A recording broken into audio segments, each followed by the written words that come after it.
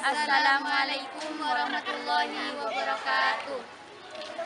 Kami dari kelas 2 SMA Terpadu Pondok Pesantren Nahdlatul Ulama. Di sini kami akan mempresentasikan tentang World Trade Organization atau WTO. Tapi sebelum itu, perkenalkan, nama saya Sulfia. Nama saya Lailatul Fitriani. Nama saya Tarisa Salsabila. Baik, kita masuk pada pengertian tentang WTO. Apa yang dimaksud dengan WTO? World Trade Organization atau WTO merupakan salah satunya organisasi internasional yang mengatur perdagangan internasional. WTO saat ini terdiri dari 154 negara anggota, di mana 117 diantaranya merupakan negara berkembang atau wilayah kepabeanan terpisah pada 8 Januari 2014. Ada beberapa tujuan dari WTO. Yang pertama, meningkatnya standar hidup masyarakat dunia, menjamin lapangan kerja sepenuhnya, meningkatkan penghasilan secara realistis, memperluas produksi dan perdagangan barang dan jasa, melindungi sumber daya dunia dan lingkungan alam. Ada beberapa tugas pokok dan fungsi dari WTO.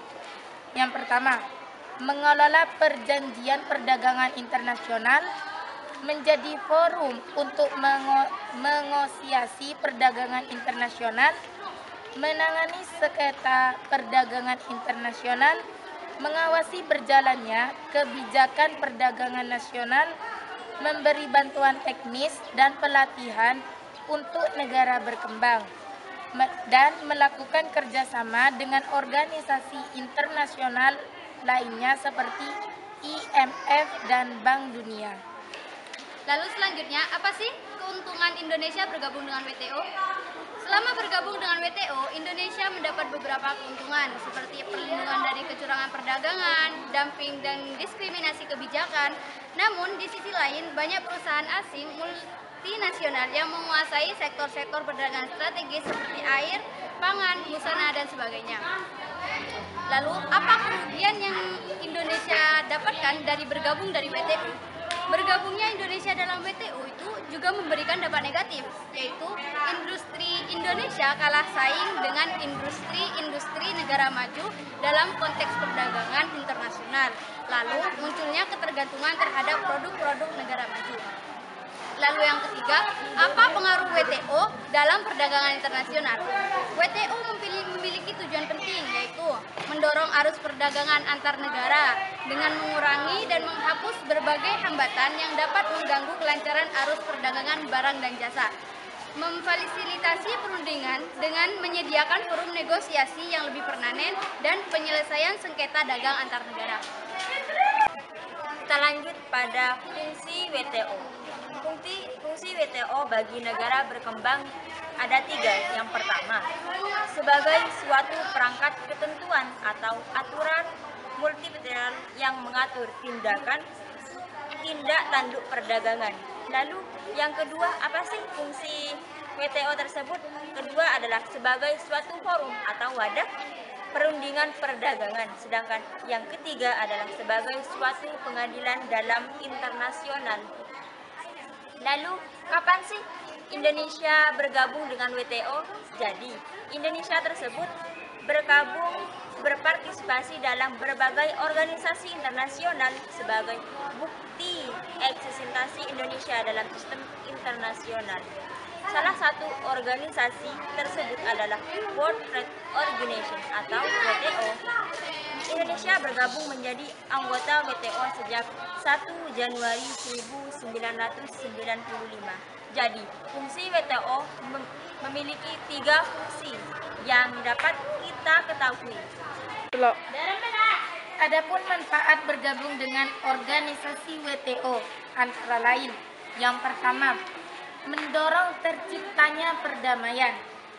Secara tidak langsung, dengan semakin tingginya intensitas perdagangan antar negara, maka hal ini akan semakin mendorong negara-negara yang aktif dalam perdagangan untuk berusaha menciptakan perdamaian dunia dalam rangka untuk mendorong arus perdagangan barang dan jasa. Dalam hal ini, bergabung dengan organisasi WTO sangat baik untuk menciptakan terjadinya perdamaian antar negara. Dan yang kedua, persengketaan antar negara dalam perdagangan dapat ditangani secara konstruktif. Dengan semakin meningkatnya volume dan jenis produk yang diperdagangkan, sengketa perdagangan internasional seringkali terjadi. Sengketa-sengketa dagang dapat diselesaikan secara lebih konstruktif melalui aturan-aturan penyelesaian sengketa yang telah diatur oleh WTO. Lalu yang selanjutnya dari manfaat WTO itu memberikan banyak pilihan produk pada konsumen internasional. Banyaknya produsen dari berbagai negara yang dapat mendistribusikan produknya ke berbagai negara lain membuat konsumen memiliki pilihan produk yang lebih banyak pula. Hal ini juga akan mendorong terjadinya persaingan sehat antara negara dan memicu kreativitas produsen dalam berinovasi dan meningkatkan kualitas produknya agar dapat menarik perhatian konsumen. Lalu manfaat yang keenam dari adanya WTO adalah mendorong pertumbuhan ekonomi. Perdagangan yang meningkat akan mendorong terciptanya lapangan kerja yang lebih luas, sehingga pertumbuhan ekonomi negara juga akan ikut meningkat. Lalu manfaat yang ketujuh adalah mendorong perdagangan internasional menjadi lebih aman dan efisien. Dengan adanya aturan-aturan yang ditetapkan WTO, negara anggota WTO lebih terlindung dan praktik persaingan dagang yang tidak sehat dan minimalisir kemungkinan negara-negara kecil merasa terancam dengan negara-negara besar yang mungkin memiliki kepentingan politik tertentu. Sehingga dengan adanya WTO ini bisa mendorong perdagangan internasional menjadi lebih aman dan efisien. Lalu manfaat yang ke-8 adalah mendorong terciptanya pemerintahan yang bersih. Peraturan WTO yang bersifat mengikat dapat mendorong terciptanya kedisiplinan bagi suatu negara pemerintahan agar dapat menjalin sistem perdagangan yang bersih bagi kepentingan publik. Jadi, kekurangan yang diperoleh Indonesia di atas dalam menghadapi kekurangan-kekurangan yang dipaparkan itu, Indonesia harus berupaya keras agar dapat memperbaiki industri nasionalnya sehingga mampu bersaing di pasar internasional. Selain itu, rasa cinta terhadap produk dalam negeri juga perlu ditingkatkan agar produk domestik dapat menguasai pasar internasional dan menekan jumlah produk impor di Indonesia. Lalu selanjutnya, struktur organisasi WTO itu merupakan hasil adaptasi dari struktur GATT. Struktur organisasi WTO adalah sebagai berikut. Yang pertama, Ministerial Conference, yaitu badan pengambil keputusan tertinggi dalam WTO.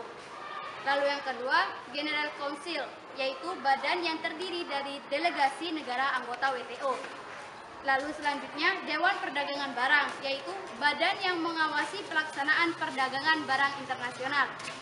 Selanjutnya, Dewan Perdagangan Jasa, yaitu badan yang mengawasi pelaksanaan perdagangan internasional di bidang jasa. Lalu Badan Penyelesaian Sengketa, yaitu badan yang bertugas menengahi sengketa perdagangan antar negara. Lalu yang terakhir, Badan Peninjau Kebijakan Perdagangan, yaitu badan yang bertugas melaksanakan mekanisme peninjauan kebijakan perdagangan nasional. Mungkin hanya itu yang dapat kami sampaikan, kurang lebihnya mohon maaf, semoga bermanfaat. Akhirnya dari kami, Assalamualaikum warahmatullahi wabarakatuh. Enggak pencet. Jangan lupa like,